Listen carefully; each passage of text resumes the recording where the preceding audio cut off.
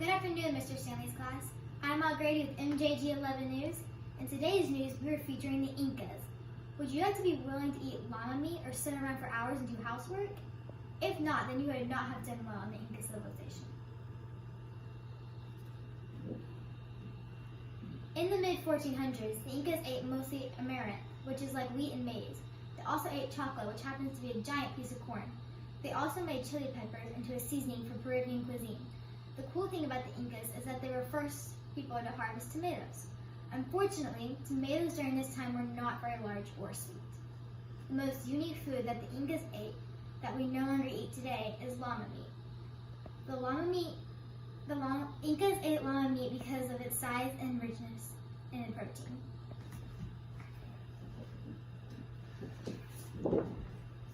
Let's take a short break and I'll send it over to our meteorologist, Noah Grady. Thank you, Mal. Today we'll have a high of 86 degrees with a mainly sunny sky. Winds will be light and variable.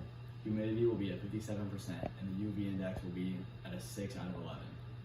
Tonight's low will be 58 degrees. If you're heading out to watch a Whiteland soccer team play in the sectionals, it should be perfect weather. Back to you, Mal.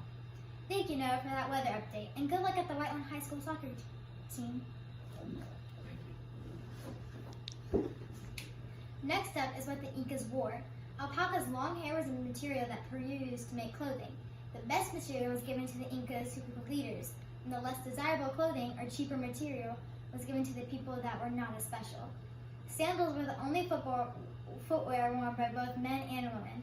An Inca dress that was mostly worn by men went almost down to their knees and had little slits in their arms that can still hunt. The most common thing worn by women is a dress that is known as the anaku.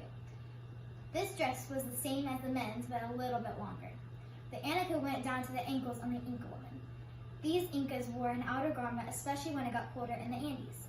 Although the adults had several options of clothing in general, the children were naked. Finally, I'll be explaining what the Incas did every day for their job and basic survival. The Incas are divided into three major working groups: the Mita, the Minca, and the Ainai. The Mita is a work group of Incas who work in favor of the empire. The people forced to this work were married men between the age of 18 and 50. The Minca did work in favor of the Alu. The people were not to refuse to do this work. If they did, they were expelled and banished by the empire. The last work group was the Ainai. It was a reciprocal family work system among all Ainai members. These Incas did housework and agriculture work.